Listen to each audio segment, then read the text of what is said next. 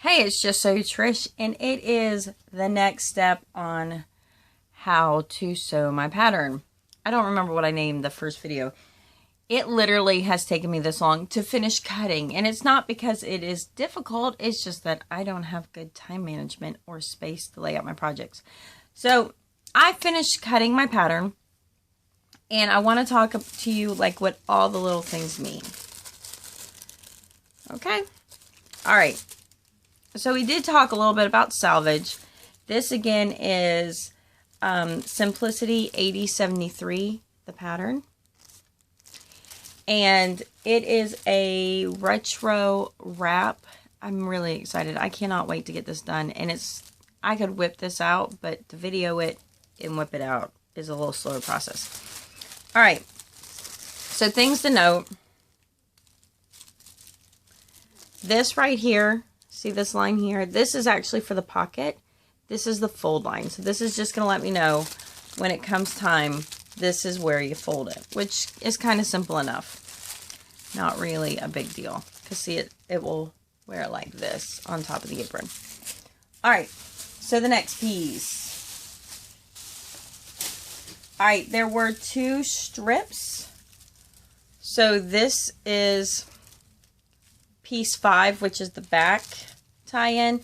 And what it is there's going to be, the 2 ties are going to come together. So let's hope I have all my pieces together. Maybe. Oh, here it is. All right, so this is piece 4 and 5. I'm leaving the big piece later. Because remember, this is only a 5-piece pattern. So here is piece 4. The arrow has to do with the salvage, which is the part, like when they make the fabric, it's the edges of the fabric that they make. So you always want that's called the salvage. So you always want your arrows to be parallel. All right. So what I want to show you is these little notches. So these little dots here, I'm doing a size 16, so I'm going to only pay attention to these little dots. These little dots have to do with matching up on the other pieces. This is for matching up. These parts right here are for, they're also another matchup. This is actually where the fabric comes together to sew, and I'm going to show you that. My favorite way, there's different ways to match these up. My favorite way, let's see if I can do this well. This is not really, you would do this on a table. So, is just to take a notch. It's just to go ahead and split it. And then I can fit it. Another way you do is you could actually cut the arrow out and then it's a more obvious match. I think for this one I'll do that. All right, why it's okay to do that and you're not going to mess up your pattern. So see, you can just notch out that. Is the seam allowance is going to be past that, which is where the stitching comes. So this is not going to, you're not stitching here, you're stitching over here. So this will be in the seam. All right. And because this piece is actually being sewn to the end of this piece, they have them here too. So let me cut these. The marking on your patterns are really what gets your patterns right. So there's my one. And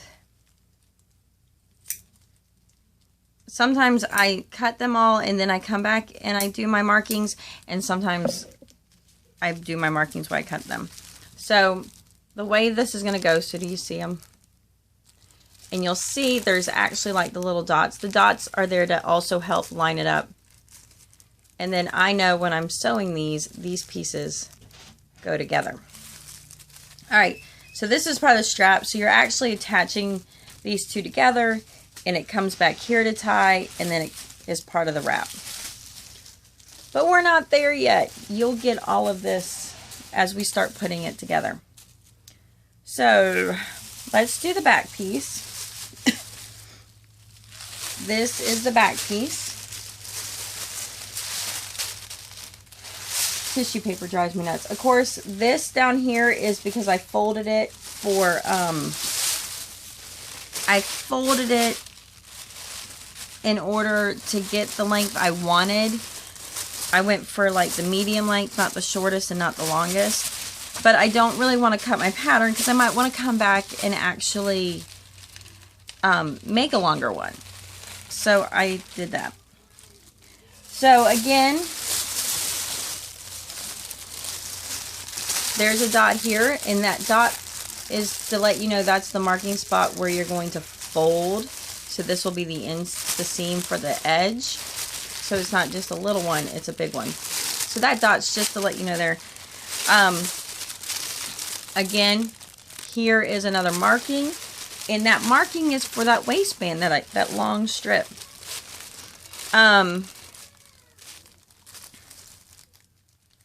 So then, again, more arrows, and this is just helping you match up your fabric. So these dots here are going to show you, and it says only the left side, and what that is you need the opening on the side for the wrap to come around, so you're not like, you know, part of it has to come underneath.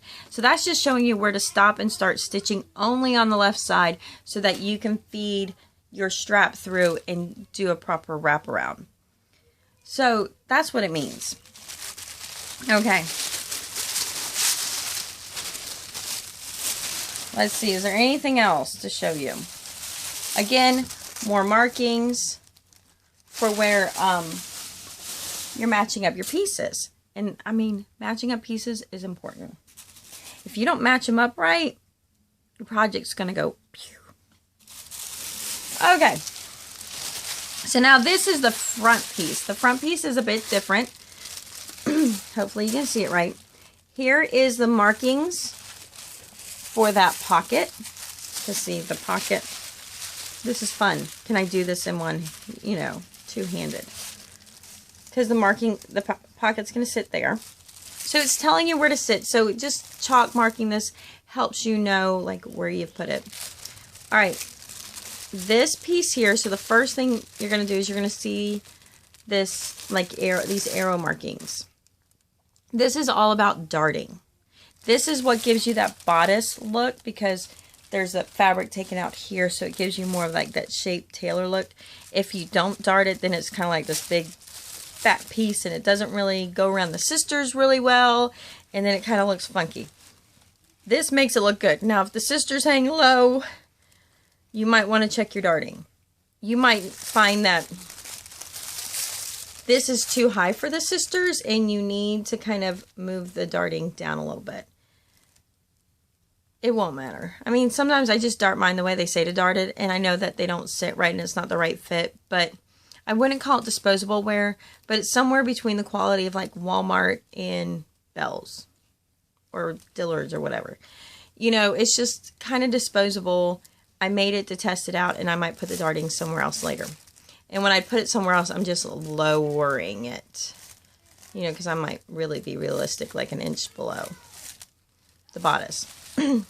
But in order to do that, you're literally just going to match up to the corner. So let me fold this for you.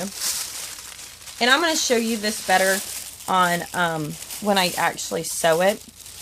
I have a pin there, that's my problem. But you're literally just folding it like this, and you're matching up your dotted line on each side, and you stitch it. So that's what those little dots mean. This dot up here is going to be where you're placing that the top of the strap is here. And so then once you actually fold this, so this will get sewn in, and then this is the top part. So see, it fits like that. So there's your finished edge. All right, is there anything else? Again, this is where, when you connect it with the other side, this is on the left side where you have that opening. And that's it.